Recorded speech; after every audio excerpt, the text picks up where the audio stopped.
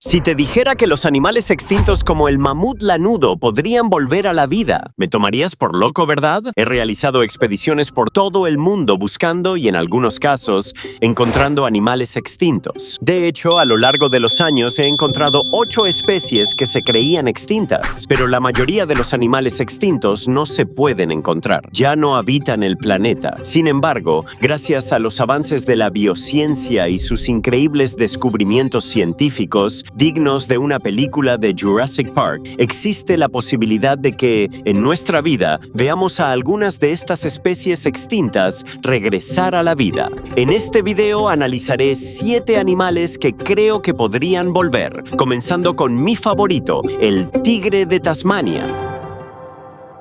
El tigre de Tasmania, también conocido como thylacine, es sin duda mi criatura extinta favorita del mundo. Y sinceramente, debería ser la tuya también. Es un marsupial carnívoro increíblemente fascinante. Imagínate un híbrido entre un lobo, un coyote, un tigre y un canguro, todo en un animal absolutamente asombroso que habitó desde Papúa Nueva Guinea hasta Tasmania hace unos 4.000 años. Cuando llegaron los dingos, superaron en competencia al thylacine y lo expulsaron de la Australia continental, probablemente de Papúa Nueva Guinea, pero nunca llegaron a Tasmania. Por lo tanto, en Tasmania, el thylacine perduró mucho más tiempo que en cualquier otro lugar. Así pues, sabemos que en Tasmania el thylacine vivía y prosperaba porque no había dingos que compitieran con él.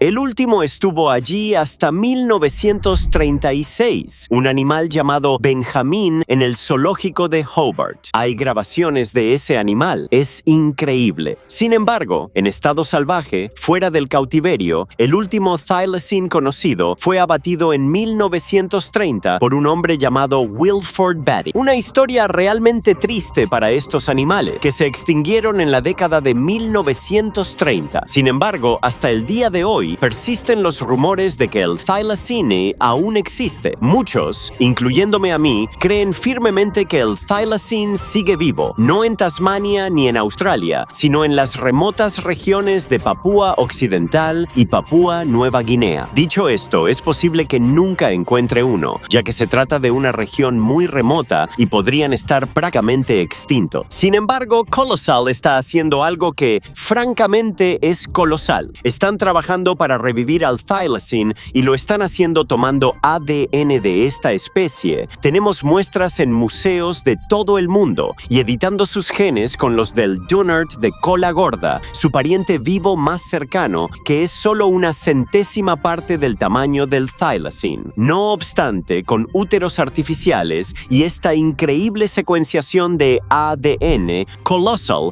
va a lograr revivir al thylacine. Ahora bien, ¿por qué es importante? Porque, aunque no lo parezca, Tasmania está en crisis. Su ecosistema no funciona como debería sin su depredador principal, el thylacine. Por eso, en Tasmania se observan graves problemas ecológicos, como la proliferación de tumores faciales en los demonios de Tasmania y diversos tipos de sarna en animales más pequeños, como los wombats y los wallabies. Esto se debe a la falta de control biológico y a la ausencia de un depredador principal que restaure el ecosistema. Ahora bien, esta es, por supuesto, una forma muy simplificada de verlo. Si Colossal tiene éxito, y lo tendrá, trabajarán con Aussie Ark para traer de vuelta al thylacine a Tasmania, su hábitat natural, reintroduciéndolo en la naturaleza y restaurando el ecosistema. Y me cuesta creer que, en mi vida, de una forma u otra, ya sea que lo encuentre yo o que Colossal se me adelante, voy a llegar a ver un thylacine.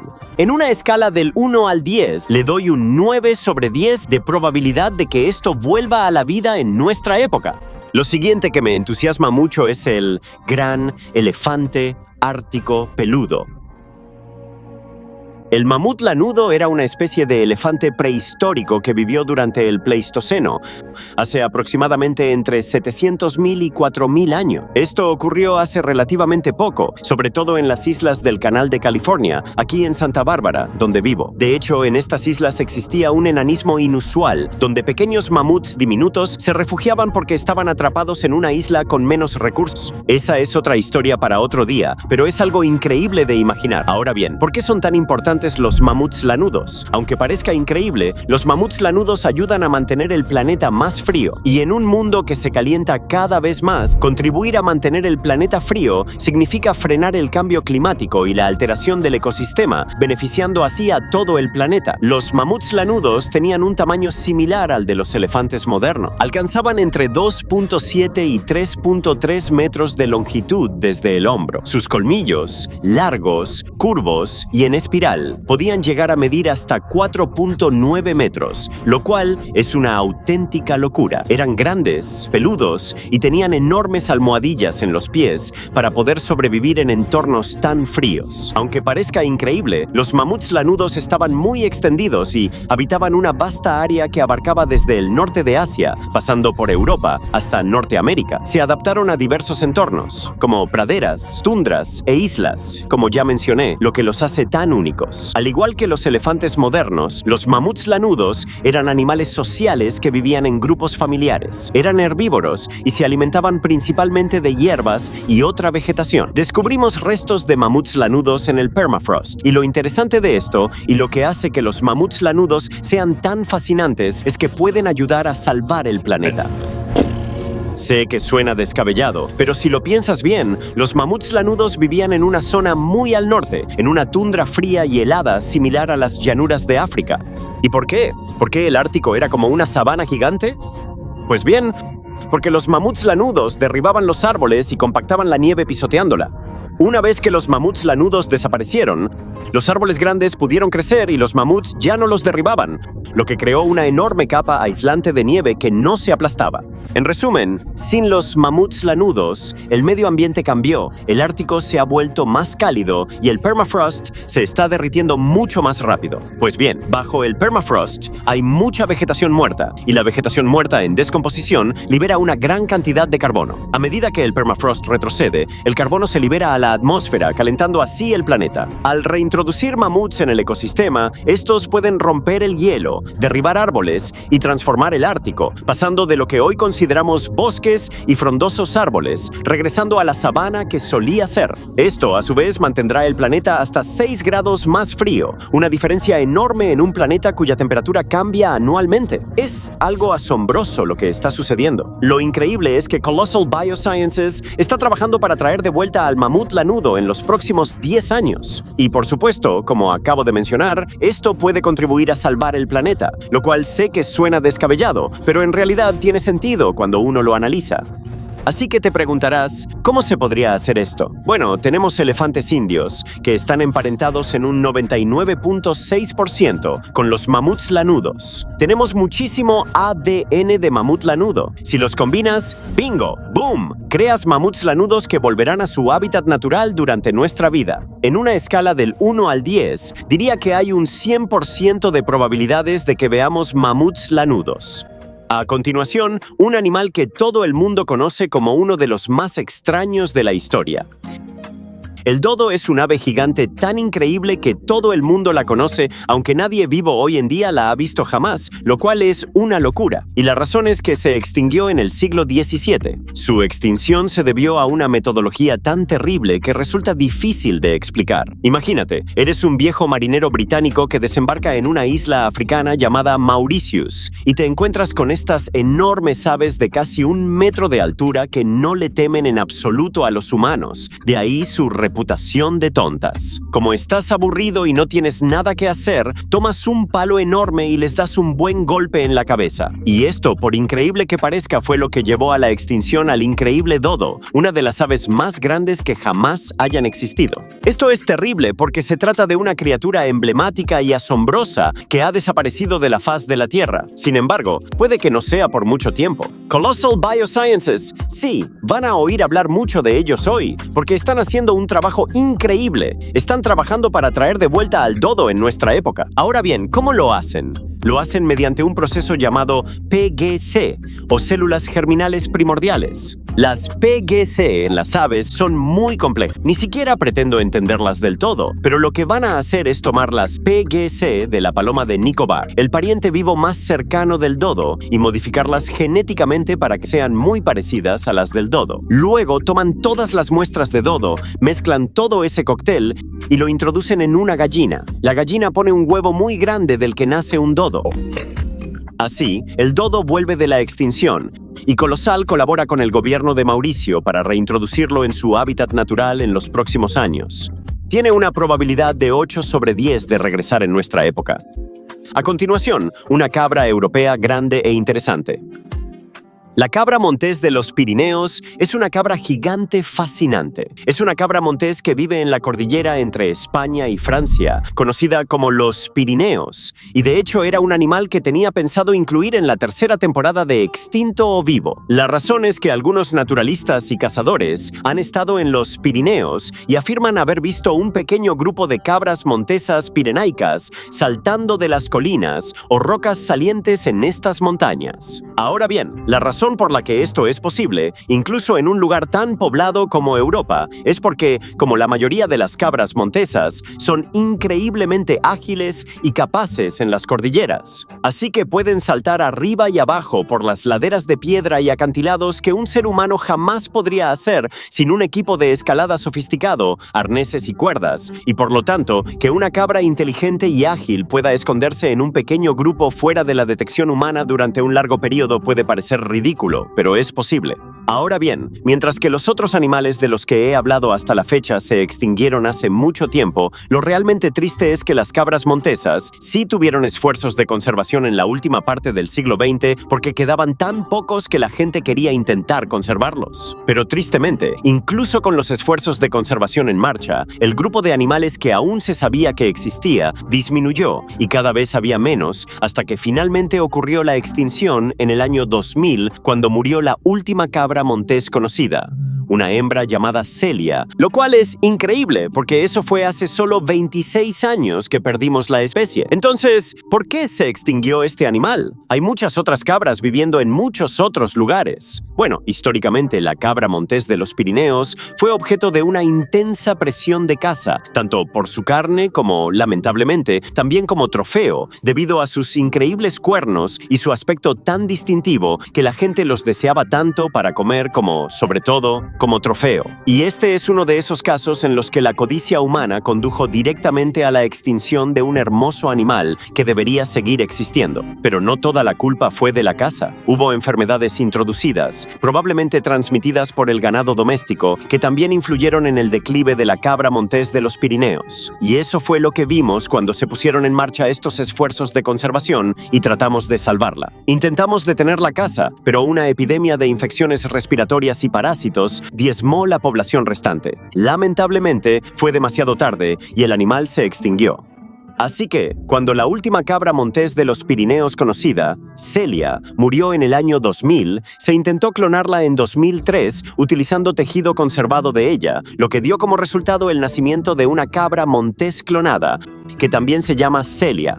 Pero lo más triste es que esto ocurrió al principio de ese tipo de trabajo genético. Y la nueva Celia nació con anomalías pulmonares, lo que provocó su muerte poco después de nacer. Así que el experimento de clonación no se consideró un éxito y se suspendieron todas las operaciones. Afortunadamente, unos 20 años después, hemos llegado a un punto en el que la tecnología permite crear un clon viable. Así que aunque la cabra montés de los Pirineos sigue extinto y el último intento de clonación fracasó, la ciencia avanza rápidamente en estos campos y, con algunos de los trabajos que se están realizando y nuestro conocimiento de especies estrechamente relacionadas como las cabras y las ovejas, creo que hay una buena posibilidad de que en nuestra vida veamos el regreso de las cabras montesas de los Pirineos. Sin embargo, no parece ser una prioridad para la mayoría, así que le doy un 6 sobre 10.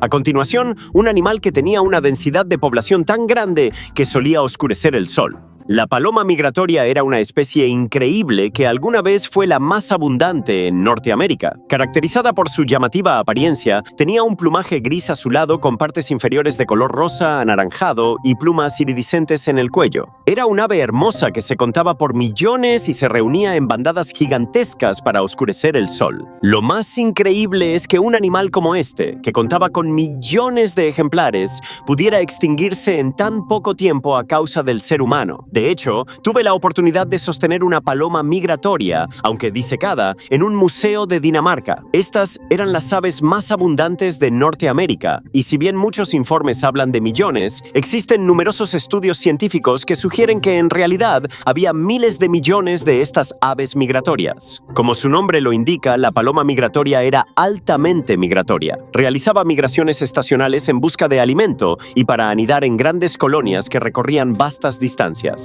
Una de las razones por las que la desaparición de la paloma migratoria fue tan perjudicial es que esta especie influyó significativamente en la ecología y los hábitats de nuestros bosques. La razón por la que hacían eso es porque su dieta consistía principalmente en frutas y nueces, alimentos con semillas. Llegaban, aterrizaban en enormes bandadas, comían todas esas frutas, nueces y semillas, y luego volaban a algún lugar, dejando semillas listas para germinar y crear bosques. Así que esos ecosistemas han quedado devastados con la pérdida de miles de millones de estos increíbles animales. Las palomas migratorias eran muy prolíficas, anidaban en enormes colonias y un solo árbol podía albergar miles de nidos. Las aves ponían 1 o 2 huevos y ambos padres cuidaban de los polluelos. Lo más increíble es que aunque antes había muchísimas, la paloma migratoria desapareció muy rápido a finales del siglo XIX. Esto pasó por la caza excesiva, la destrucción de su hogar y los cambios en sus rutas de viaje. El último ejemplar, una hembra llamada Martha, murió en el zoológico de Cincinnati en 1914. Así se extinguió un ave que antes era muy abundante. ¿Cómo sucedió? Aunque parezca imposible, la razón principal fue la caza. Había tantas que podías extender la mano hacia el cielo y disparar, y decenas de palomas migratorias caerían al suelo. El problema es que la paloma migratoria es un animal tan social que cuando no tiene muchas otras a su alrededor, no sabe cómo comportarse,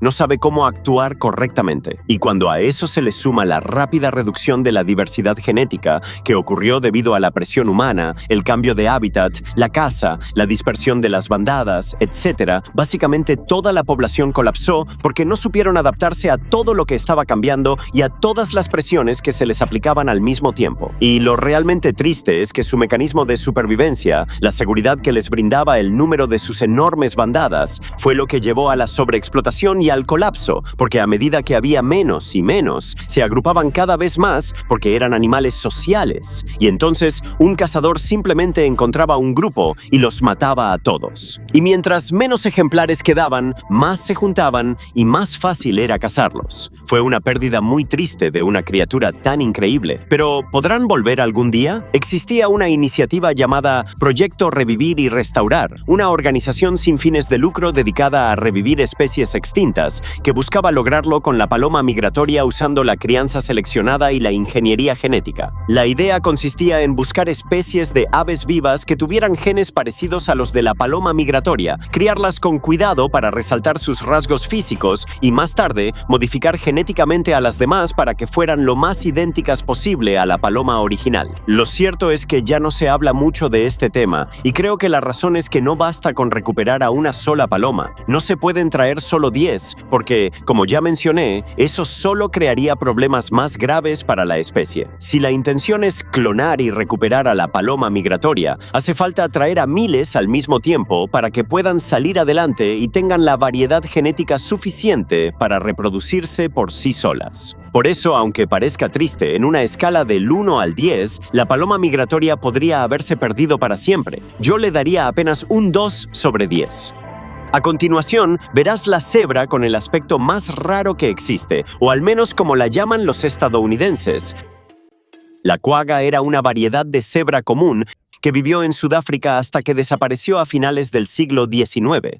Este animal es realmente único y fascinante. Es algo que siempre quise conocer de niño, porque crecí en un lugar lleno de cebras salvajes, pero la quagga que vivía en la costa era especial y parecía un caballo cebra, más o menos. Era como una mezcla entre cebra y caballo, muy distinta a cualquier animal de hoy, pero al mismo tiempo muy parecida a ambos. Es una criatura asombrosa que siempre deseé haber visto, y quizá algún día eso pase. La quagga se diferenciaba de las otras cebras por su pelaje único. Tenía rayas solo en la parte delantera, mientras que la parte trasera era de color marrón y no tenía rayas. Este aspecto tan especial hacía que la quagga fuera distinta a las demás cebras que, como ya saben, suelen tener rayas por todo el cuerpo. Ahora bien, ¿por qué se extinguió? Una vez más, la culpa es nuestra. Su desaparición se debió a la caza descontrolada. Su población bajó muchísimo durante el siglo XIX, y los colonos europeos las cazaban por su carne y sus pieles. Como el lugar donde vivían era bastante pequeño, terminaron por extinguirse. La última quagga de la que se tiene registro, una hembra, murió en cautiverio en el zoológico de Ámsterdam el 12 de agosto de 1883. Se llamaba Lady, y su muerte marcó el fin de la quagga. Ahora bien, como sabemos que la quagga era una subespecie, la crianza controlada ha permitido que hoy se busque su recuperación. Existe un grupo llamado Proyecto Quagga que utiliza la cría selectiva, es decir, eligen cebras que tienen las rayas más suaves o borrosas en la parte de atrás y las cruzan entre ellas para que esas características se noten más en las nuevas crías, de ahí el nombre de cría selectiva. El objetivo es que la quagga vuelva a existir. Es un método fascinante. Aunque el proyecto se enfoca en cómo se ve el animal por fuera, los estudios de ADN con la cebra común demuestran que sí es posible recuperar la variedad genética y las funciones propias de la población original. Así que todo se está reconstruyendo mediante esta crianza especial, que es básicamente como la quagga se separó de la cebra común en sus inicios. Con el tiempo, la especie se formó poco a poco porque las quaggas se reproducían con animales que se parecían a ellas para distinguirse de la cebra normal. Por lo tanto, lo que estamos haciendo ahora, aunque los humanos las extinguieron, es acelerar esa evolución eligiendo esos rasgos específicos para que la especie regrese. En una escala del 1 al 10, bueno, es un 10 sobre 10 porque gracias al proyecto quagga, esos animales, o al menos algo muy parecido, han regresado. Ahora te presento una de las vacas más grandes que verás jamás.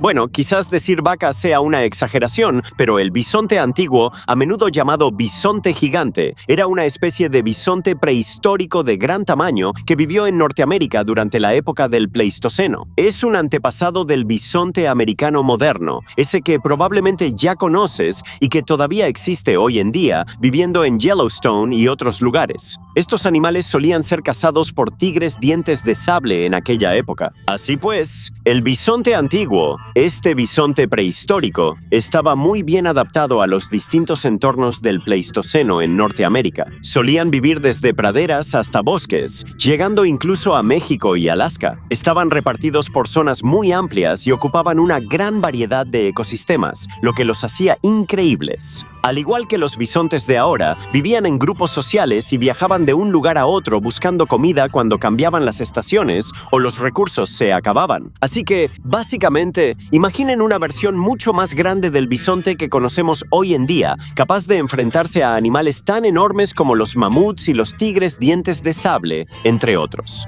Un bisonte gigante realmente increíble, el Bison antiquus. Junto con muchos otros animales gigantes de la época del Pleistoceno, se extinguió hacia el final de la última era de hielo, hace aproximadamente 10.000 u 11.000 años. Las causas de su desaparición aún se discuten, pero muchas teorías incluyen una combinación de cambio climático, caza y factores del entorno. Y, sinceramente, así es como suele ocurrir con la extinción, ¿verdad? Es el efecto de muchas presiones diferentes juntas lo que la provoca. No solo la caza, ni las especies invasoras, ni el cambio climático por separado. Este es un ejemplo perfecto de cómo tres factores distintos llevaron a la extinción de una especie. Volveremos a ver a estos bisontes en en nuestra vida? Bueno, aquí hay una reflexión interesante. Sabemos más sobre la reproducción de las hembras de bisonte que sobre la de cualquier otra especie, porque desde que existe la humanidad, hemos intentado criar vacas para obtener carne. Por lo tanto, hemos aprendido tanto sobre la ciencia reproductiva de animales como el bisonte que, de hecho, estamos más avanzados en ese campo que en el de cualquiera de estas otras especies. Sin embargo, hasta donde sé, no se han realizado esfuerzos para revivir al bisonte antiguo. Así que, en cambio, tenemos un bisonte gigante extinto que probablemente podríamos traer de vuelta muy rápido si nos lo propusiéramos, pero nadie lo está intentando.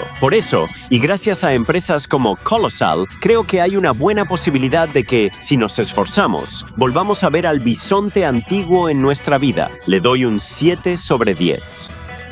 El tema de recuperar especies es polémico, ¿verdad? Claro que sí. Hay películas como Jurassic Park, pero devolver especies a un entorno que los seres humanos han destruido directamente es algo muy importante y profundo. Me gusta explicarlo así. Imagina la Tierra como un juego gigante de Jenga. Puedes sacar bisontes antiguos, mamuts y tilacinos, pero en algún momento sacarás una pieza de más y todo se vendrá abajo. Pues bien, la desextinción nos da la oportunidad de volver a poner esas piezas en esa torre de Jenga y hacerla más fuerte que nunca, tan fuerte como cuando los humanos empezaron a quitarlas. Así pues, aunque revivir especies sea un tema debatido y haya mucho por entender, existen muchos caminos posibles. Usar esto para el bien común, para cuidar la naturaleza, restaurar y devolver animales a la libertad, es uno de los mayores avances en la historia de la ciencia. ¡Increíble! Espero que les haya gustado el video. Dejen sus comentarios sobre qué animal extintos les gustaría ver revivir en algún momento de su vida.